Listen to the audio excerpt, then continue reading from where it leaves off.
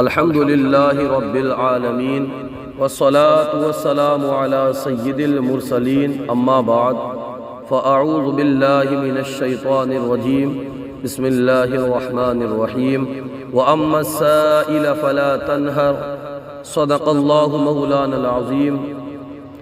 آئیے ایک بار انتہائی خلوص اور محبت کے ساتھ گنبد خضرا میں آرام فرمانے والے آقا و مولا حضور جان کائنات فخر موجودات صلی اللہ تعالی علیہ وآلہ وسلم کی بارگاہ میں درود و سلام کا نذرانِ عقیدت پیش کریں۔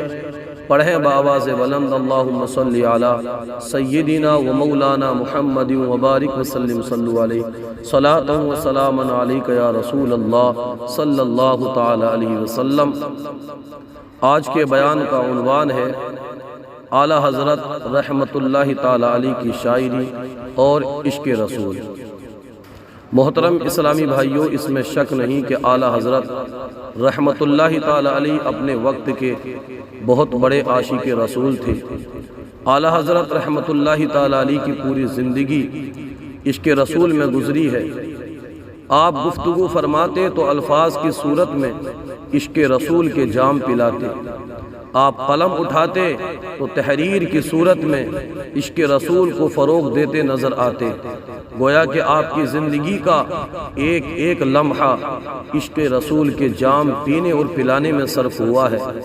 آپ کی شاعری آپ کے عشق رسول کا صحیح پتہ دیتی ہے۔ یوں تو اعلیٰ حضرت رحمت اللہ تعالی علیہ بہت سی خصوصیات کے مالک تھے، مگر خاص بات یہ ہے کہ آپ کے کئی اشعار قرآن پاک کے تفسیری معنی اور احادیث کی طرف اشارہ کرتے ہیں۔ گویا قرآن و حدیث میں جو پیارے آقا مکی مدنی مصطفیٰ صلی اللہ علیہ وسلم کی شان بیان ہوئی ہے، وہ اعلیٰ حضرت رحمت اللہ تعالی علیہ کے کئی اشعار سے پتہ چلتی ہے۔ جیسے ایک جگہ پر فرماتے ہیں، مومن ہوں مومنوں پہ رؤوف و رحیم ہو، مومن ہوں مومنوں پہ رؤوف و رحیم ہو، سائل ہوں سائلوں کو خوشی لا نہر کی ہے، سائل ہوں سائلوں کو خوشی لا نہر کی ہے۔ اس میں قرآن پاک کی اس آیت کریمہ کی طرف اشارہ ہے جس میں اللہ تبارک و تعالی ارشاد فرماتا ہے وَأَمَّا السَّائِلَ فَلَا تَنْهَرْ۔ ترجمہ کنز الایمان، اور منگتے کو نہ جھڑکو۔ اسی طرح سیدی اعلیٰ حضرت رحمت اللہ تعالی علیہ ایک اور جگہ پر ارشاد فرماتے ہیں، مجرم بلائے آئے ہیں جاؤ کا ہے گواہ، مجرم بلائے آئے ہیں جاؤ کا ہے گواہ، پھر رد ہو کب یہ شان کریموں کے در کی ہے، پھر رد ہو کب یہ شان کریموں کے در کی ہے۔ اس شعر میں قرآن پاک کی اس آیت کریمہ کی طرف اشارہ ہے۔ سورہ نساء آیت نمبر 64، اللہ تبارک و تعالی ارشاد فرماتا ہے وَلَوْ أَنَّهُمْ إِذْ ظَلَمُوا أَنفُسَهُمْ جَاءُوكَ فَاسْتَغْفَرُوا اللَّهَ وَاسْتَغْفَرَ لَهُمُ الرَّسُولُ لَوَجَدُوا اللَّهَ تَوَّابًا رَحِيمًا۔ اور اگر وہ اپنی جانوں پر ظلم کریں تو اے محبوب تمہارے حضور حاضر ہوں اور پھر اللہ سے معافی چاہیں اور رسول ان کی شفاعت فرمائے تو ضرور اللہ کو بہت توبہ قبول کرنے والا مہربان پائیں گے۔ اسی طرح اعلیٰ حضرت رحمت اللہ تعالی علیہ ایک اور جگہ پر فرماتے ہیں رب ہے معطی یہ ہے قاسم، رب ہے معطی یہ ہے قاسم، رزق اس کا ہے کھلاتے یہ ہیں۔ پیارے اسلامی بھائیوں، اس میں حدیث پاک کی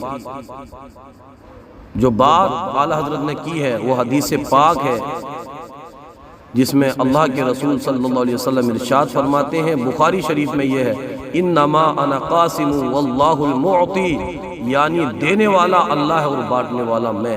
اس لیے فرماتے ہیں رب ہے معطی یہ ہے قاسم، یعنی رب عطا فرمانے والا ہے اور یہ بانٹنے والے ہیں، رزق اس کا ہے کھلاتے یہ ہیں۔ اس سے معلوم ہوتا ہے کہ اعلیٰ حضرت رحمت اللہ تعالی علیہ کا کلام قرآن و حدیث کا آئینہ دار ہے، اور اس میں بھی شک نہیں کہ اعلیٰ حضرت رحمت اللہ تعالیٰ علیہ کی لکھی ہوئی ایک ایک نعت فن شاعری میں بھی درجہ کمال پر ہے، اور عشق رسول کی نئی نئی جہتوں سے بھی آگاہ کرتی ہے۔ جس طرح اعلیٰ حضرت رحمت اللہ تعالیٰ علیہ کے جسم کا روا روا سرکار دو عالم نور مجسم صلی اللہ علیہ وسلم کی محبت سے لبریز تھا، اسی طرح آپ کی نعت یا شاعری کا ہر لفظ بھی عشق رسول میں ڈوبا ہوا نظر آتا ہے۔ آپ کا عشق رسول اس درجہ کمال پر تھا کہ آج 100 سال گزر جانے کے باوجود، بلکہ 100 سال سے بھی زیادہ گزر جانے کے باوجود اعلیٰ حضرت رحمت اللہ تعالیٰ علیہ کے لکھے ہوئے اشعار جہاں پڑھے جائیں، سننے والے اپنے دلوں میں عشق رسول کی تڑپ کو مزید بڑھتا ہوا محسوس کرتے ہیں، ان کے دل جھوم اٹھتے ہیں اور بلا اختیار سبحان اللہ کی صدائیں نکلتی نظر آتی ہیں۔ ایک مرتبہ کا واقعہ ہے، ریاست نانپارہ ضلع بہرائچ یو پی ہند کے نواب کی مداح میں شاعروں نے قصیدے لکھے۔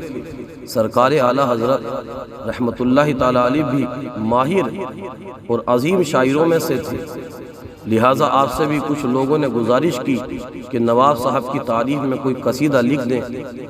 آپ رحمت اللہ تعالیٰ علیہ نے نواب صاحب کی تعریف میں کوئی قصیدہ نہ لکھا، البتہ اس گزارش کے جواب میں پیارے آقا مدینے والے مصطفیٰ صلی اللہ علیہ وسلم کی شان میں آپ نے ایک نعت شریف کہی، جس کا مطلع یعنی پہلا شعر یوں ہے کہ وہ کمال حسن حضور ہے کہ گمان نقص جہاں نہیں، وہ کمال حسن حضور ہے کہ گمان نقص جہاں نہیں، یہی پھول خار سے دور ہے یہی شمع ہے کہ دھواں نہیں، یہی پھول خار سے دور ہے یہی شمع ہے کہ دھواں نہیں۔ یعنی سرکار دو عالم شاہ بنی آدم صلی اللہ علیہ وسلم کے حسن و جمال کا کمال یہ ہے کہ اس میں کسی قسم کی کمی ہونا تو دور کی بات ہے، کسی کمی کا گمان بھی نہیں کیا جا سکتا۔ اور دوسرے مصرے کا مطلب ہے کہ عموماً پھول کے ساتھ کانٹا بھی ہوتا ہے، شمع کے ساتھ دھواں بھی ہوتا ہے، لیکن آپ صلی اللہ علیہ وسلم باغ رسالت کے ایسے پھول ہیں جس میں کوئی کانٹا نہیں، اور ایسی شمع ہے کہ جس میں کوئی دھواں نہیں۔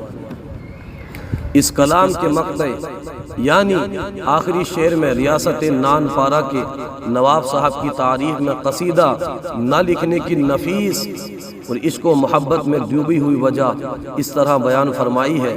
آپ فرماتے ہیں کروں مدح اہل دول رضا پڑے اس بلا میں میری بلا، کروں مدح اہل دول رضا پڑے اس بلا میں میری بلا، میں گدا ہوں اپنے کریم کا میرا دین پا رہے نہ نہیں، میں گدا ہوں اپنے کریم کا میرا دین پا رہے نہ نہیں۔ یعنی اے رضا کیا میں دولت مندوں دنیا کے نوابوں اور حکمرانوں کی تعریف و خوشامد کروں؟ ایسا ہرگز نہیں ہو سکتا۔ مالداروں کی خوشامد کرنا ایک مصیبت ہے اور مجھ سے تو ایسا ہو ہی نہیں سکتا۔ جبکہ دوسرے مصرے میں فرماتے ہیں میں تو اپنے رسول کریم محبوب عظیم صلی اللہ علیہ وسلم کے دربار کا بھکاری ہوں، میرا دین روٹی کا ٹکڑا نہیں کہ جدھر مال دیکھا لڑک گئے۔ پیارے اور محترم اسلامی بھائیوں، یہ ہوتی ہے ایک سچے عاشق رسول کی خودداری۔ اللہ تبارک و تعالی ہمیں بھی اعلیٰ حضرت رحمت اللہ تعالی علیہ جیسی خودداری نصیب فرمائے۔ بیان کردہ اس واقعے سے معلوم ہوا کہ اللہ والے دنیا والوں کی خوشامد و چاپلوسی نہیں کرتے، کیونکہ دولت مندوں کی خوشامد تو وہ کرے جسے دنیا کی ذلیل دولت پانے کا لالچ ہو، جبکہ اللہ والے تو قناعت کی قیمتی دولت سے مالا مال ہوتے ہیں۔ اللہ والوں کی نظر دولت مندوں کے فانی مال پر نہیں، بلکہ اللہ والوں کو رحمت الہی پر بھروسہ ہوتا ہے۔ اللہ والوں کے دل میں محبت الہی اور محبت رسول صلی اللہ علیہ وسلم یہ بھری ہوتی ہے، ان کی دل اللہ و رسول کی محبت سے سرشار ہوا کرتے ہیں۔ یاد رکھیے کہ مالداروں کی چاپلوسی کرنا، ان کی خوشامد کرنا شرعاً ممنوع ہے، سخت ممنوع ہے اور دین کے لیے نقصان دہ ہے۔ اللہ کے رسول صلی اللہ علیہ وسلم نے ارشاد فرمایا کہ جب کسی نے قرآن پڑھا اور تفقہ فی الدین حاصل کیا یعنی عالم بنا، پھر بادشاہ کے دروازے پر اس کی چاپلوسی کی، اس کے مال کے لالچ میں آیا، تو وہ بادشاہ کے گناہوں کے برابر دوزخ کی آگ میں گھسا۔ اللہ اکبر۔ معلوم ہوا کہ امیروں سے ایسا تعلق رکھنا جس میں دین اور خودداری پر سمجھوتا کرنا پڑے، یہ اچھا نہیں ہے۔ البتہ نیکی کی دعوت کے لیے، ان کو سمجھانے کے لیے ان کے پاس جانا یہ جائز ہے۔ اللہ پاک اخلاص کے ساتھ دین کی خدمت کرنے کی توفیق عطا فرمائے۔ محترم اسلامی بھائیو، ہم اعلیٰ حضرت رحمت اللہ تعالیٰ علیہ کی شاعری اور ان کے عشق رسول سے متعلق سن رہے تھے۔ عشق کسے کہتے ہیں؟ محبت ہوتی کیا ہے؟ حجت الاسلام امام محمد بن محمد غزالی رحمت اللہ تعالیٰ علیہ احیاء العلوم کے اندر فرماتے ہیں، محبت کی تعریف کرتے ہوئے فرماتے ہیں کہ طبیعت کا کسی لذیذ شے کی طرف مائل ہو جانا محبت کہلاتا ہے، اور جب یہ میلان قوی اور پختہ یعنی مضبوط اور شدید ہو جائے تو اسے عشق کہتے ہیں۔ مسلمان اگرچہ بے عمل کیوں نہ ہو، لیکن اس کو اللہ اس کے رسول صلی اللہ علیہ وسلم سے محبت ضرور ہوتی ہے اور ہونی بھی چاہیے۔ عشق و محبت کے تقاضے اور کچھ علامات ہوتی ہیں، اس کے تقاضے کیا ہیں، علامات کیا ہیں؟ علماء اکرام فرماتے ہیں کہ اللہ پاک اس کے رسول بیوی آمنہ کے پھول صلی اللہ علیہ وسلم سے محبت اور عشق کا تقاضا اور علامت یہ ہے کہ ان کی اطاعت اور فرما برداری والے کام کیے جائیں۔ حضرت سہل بن عبداللہ فرماتے ہیں رحمت اللہ تعالیٰ علیہ، اللہ کریم سے محبت کی علامت قرآن سے محبت کرنا ہے، اور قرآن پاک سے محبت کی علامت نبی ذیشان رسول رحمان صلی اللہ علیہ وسلم سے محبت کرنا ہے۔ سرور دو جہاں مکین لا مکان صلی اللہ علیہ وسلم سے محبت کی علامت ان کی سنت سے محبت کرنا ہے، اور ان سب سے محبت کی علامت یہ ہے کہ آخرت سے محبت کی جائے، اور آخرت سے محبت کی علامت یہ ہے کہ ضرورت کے علاوہ دنیا سے کنارہ کشی اختیار کی جائے۔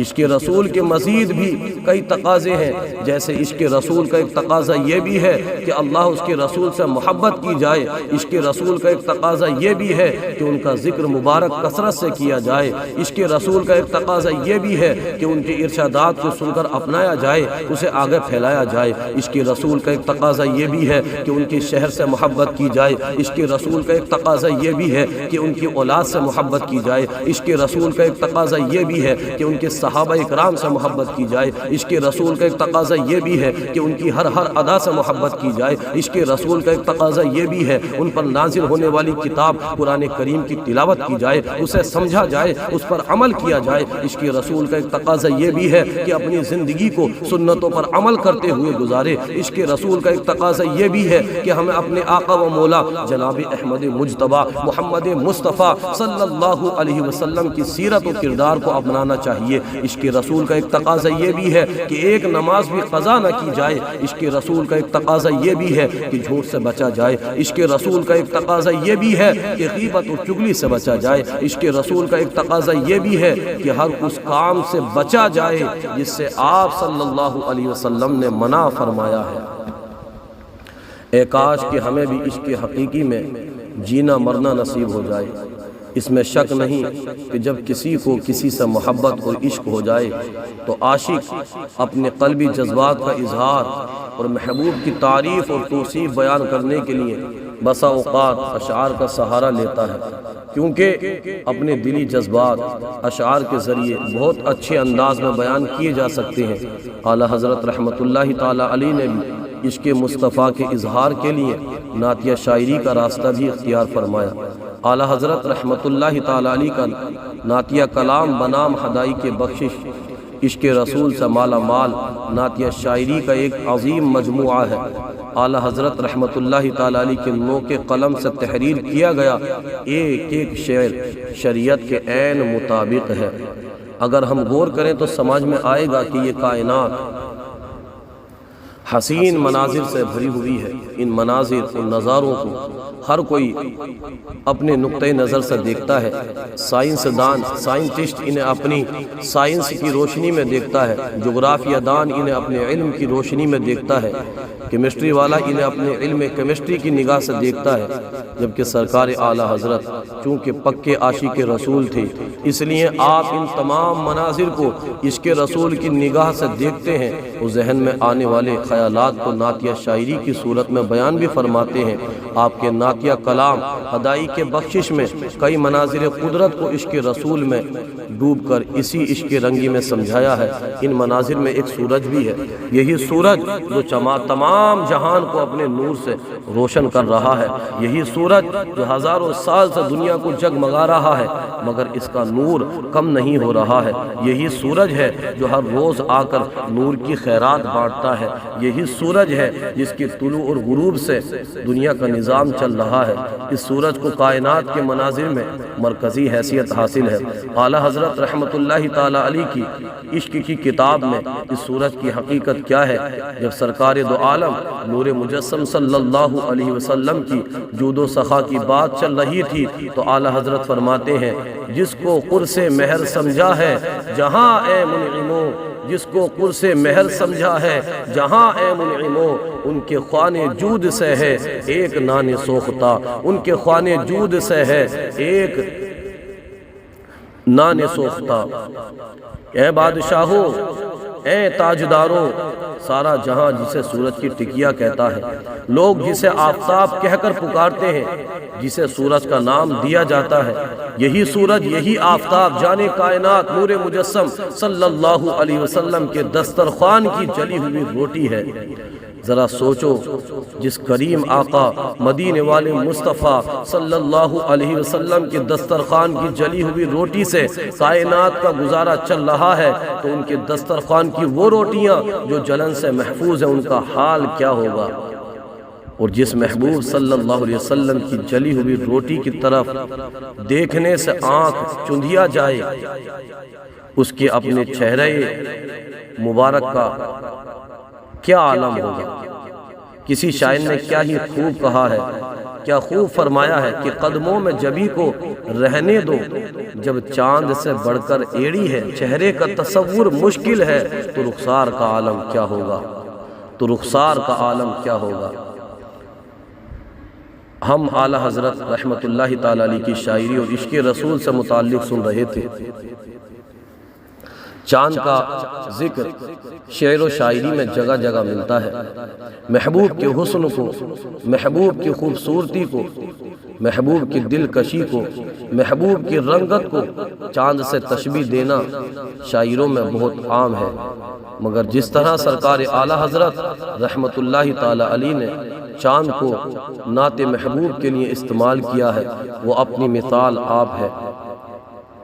عموماً شاعر حضرات چاند کے حسن کی تو بات کرتے ہیں مگر اس کے دھبوں کو نظر انداز کر جاتے ہیں۔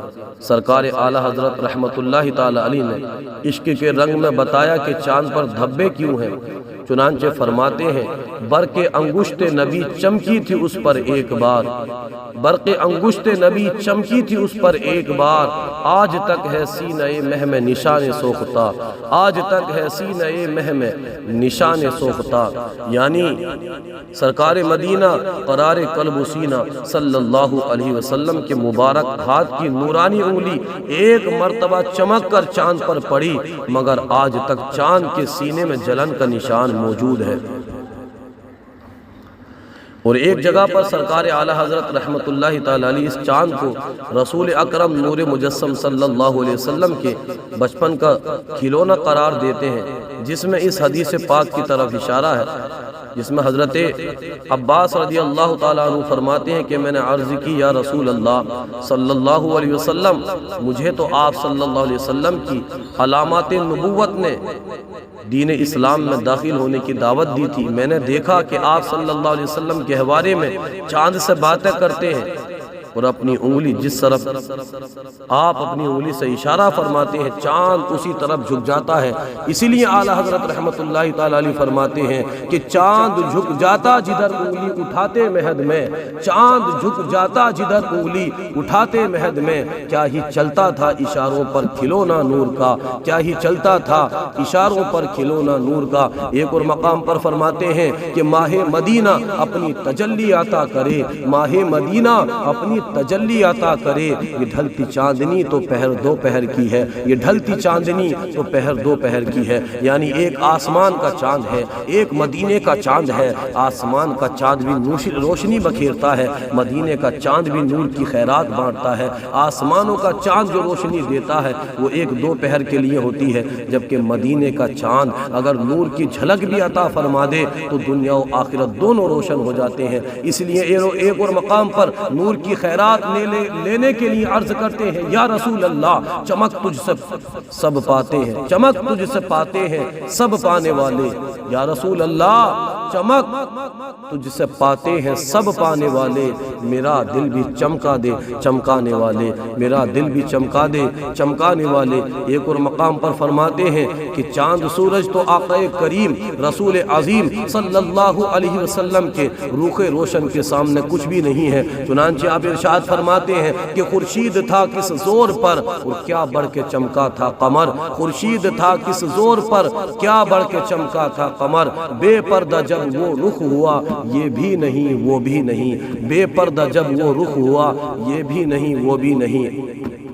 یعنی عین دوپہر کے وقت سورج اپنے عروج پر ہوتا ہے، رات ہو جائے چاند اپنے جوبن پر آ جائے، ایسے میں جان عالم شاہ بنی آدم صلی اللہ علیہ وسلم کا رخ انور پردے سے باہر آئے تو سورج بھی شرما جائے، چاند بھی آنکھیں چرائے اور منہ چھپائے گا، کیونکہ جیسے میرے سرکار ہیں ایسا نہیں کوئی۔ اس میں اس حدیث پاک کی طرف اشارہ ہے جس میں حضرت جابر بن سمورہ رضی اللہ تعالیٰ عنہ فرماتے ہیں کہ ایک مرتبہ میں نے رسول اللہ صلی اللہ علیہ وسلم کو چاندنی رات میں سرخ دھاری دار خلہ پہنے ہوئے دیکھا۔ میں کبھی چاند کی طرف دیکھتا، کبھی آپ صلی اللہ علیہ وسلم کے چہرے انور کو دیکھتا تو مجھے آپ کا چہرہ چاند سے بھی زیادہ خوبصورت نظر آتا تھا۔ یہ ترمذی کی حدیث پاک ہے۔ حکیم الامت مفتی احمد یار خان نعیمی رحمت اللہ تعالی علیہ اس حدیث پاک کی شرح میں فرماتے ہیں کہ صحابہ اکرام علیہم الرضوان کی نگاہیں حقیقت بین نگاہیں تھیں، یعنی حقیقت دیکھنے والی تھی۔ کئی وجوہات کی بنا پر نبی اکرم نور مجسم صلی اللہ علیہ وسلم کا چہرہ چاند سے بھی زیادہ حسین ہے۔ چاند صرف رات میں چمکتا ہے، چہرہ مصطفیٰ دن رات چمکتا ہے۔ چاند صرف 3 رات آب و تاب سے چمکتا ہے، چہرہ مصطفیٰ ہمیشہ ہر دن اور ہر رات چمکتا ہے۔ چاند جسموں پر چمکتا ہے، چہرے مصطفیٰ جسموں کے ساتھ دلوں پر بھی چمکتا ہے۔ چاند صرف جسموں کو نور دیتا ہے، جبکہ چہرے مصطفیٰ ایمان کو نور دیتا ہے۔ چاند گھٹتا ہے پھر بڑھتا ہے، جبکہ چہرہ مصطفیٰ گھٹنے سے محفوظ ہے۔ چاند کو گہن لگتا ہے، جبکہ چہرہ مصطفیٰ کبھی نہ گہے۔ چاند سے عالم اجسام کا نظام چل رہا ہے، جبکہ حضور صلی اللہ علیہ وسلم سے عالم ایمان کا نظام چل رہا ہے۔ پیارے محترم اسلامی بھائیوں، ہم اعلیٰ حضرت رحمت اللہ تعالی علیہ کی شاعری اور عشق رسول سے متعلق سن رہے ہیں۔ عشق رسول پر مبنی شاعری سننے کا ایک فائدہ یہ بھی ہوتا ہے کہ اس سے دل میں محبت خدا اور عشق مصطفیٰ میں اضافہ ہوتا ہے، لیکن اس کے لیے ضروری ہے کہ اشعار صحیح ہوں اور اشعار لکھنے والا خوف خدا اور عشق مصطفیٰ سے معمور ہونے کے ساتھ دین و شریعت کے ضروری مسائل سے بھی واقف ہو۔ سرکار اعلیٰ حضرت رحمت اللہ تعالی علیہ کے ارشادات عالیہ کا خلاصہ ہے کہ جاہل نعت گو شاعروں کے کلام بسا اوقات کفریات سے بھرپور ہوتے ہیں، لہٰذا ایسے کلام پڑھنے والوں کو محفل نعت میں بلانا بھی ناجائز ہے۔ ایسی نعت خوانی میں کسی کو بھیجنا بھی حرام اور ایسے کلام کا سننا بھی گناہ ہے۔ اللہ تبارک و تعالی پارہ نمبر 19 سورۃ الشعراء میں ارشاد فرماتا ہے وَالشُّعَرَاءُ يَتَّبِعُهُمُ الْغَاوُونَ أَلَمْ تَرَ أَنَّهُمْ فِي كُلِّ وَادٍ يَهِيمُونَ وَأَنَّهُمْ يَقُولُونَ مَا لَا يَفْعَلُونَ۔ اور شاعروں کی پیروی گمراہ کرتی ہے، شاعروں کی پیروی گمراہ کرتے ہیں۔ کیا تم نے نہ دیکھا کہ ہر وہ نالے میں سر گرداں پھرتے ہیں اور وہ کہتے ہیں جو نہیں کرتے۔ اس آیت مبارکہ کے تحت تفسیر صراط الجنان میں لکھا ہے کہ اس سے معلوم ہوا شاعروں کا جھوٹے اور باطل اشعار لکھنا، انہیں پڑھنا، دوسروں کو سنانا، انہیں معاشرے میں رائج کرنا گمراہ لوگوں کا کام ہے۔ اس سے ان لوگوں کو نصیحت حاصل کرنی چاہیے جو ایسے اشعار لکھتے ہیں جن میں اللہ پاک، نبی کریم صلی اللہ علیہ وسلم کی توہین، دین اسلام اور قرآن کا مذاق اڑانے اور اللہ پاک کی بارگاہ کے مقرب بندوں کی شان میں گستاخی کے کلمات ہوتے ہیں۔ یوں ہی بے حیائی، عریانی اور فحاشی کی ترغیب پر مشتمل نیز عورت اور مرد کے نفسانی جذبات کو بھڑکانے والے الفاظ کے ساتھ شاعری کرتے ہیں، اور ان کے ساتھ ساتھ وہ لوگ بھی نصیحت حاصل کریں جو ان کی بیہودہ شاعری سنتے، پڑھتے اور دوسروں کو سناتے ہیں۔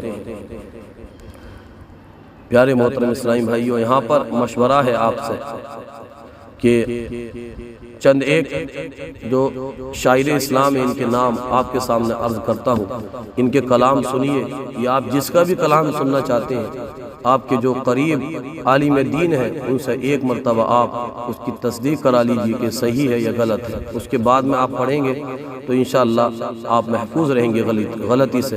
چند شاعروں کے نام یہ ہیں شاعران اسلام کے جو شعراء اسلام ہیں۔ امام اہل سنت مولانا شاہ امام احمد رضا خان رحمۃ اللہ تعالی علیہ، آپ ان کو سنیے، ان کو پڑھیے، ان کے کلام کو سنیے، ان کے کلام کو پڑھیے۔